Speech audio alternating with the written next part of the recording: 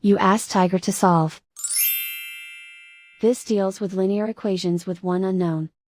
The final result is p equals 6. Let's solve it step by step. Simplify the expression.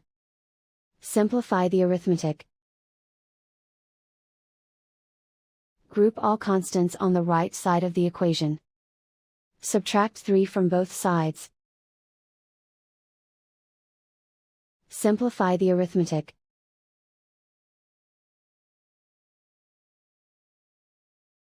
Isolate the p. Divide both sides by -2. Cancel out the negatives.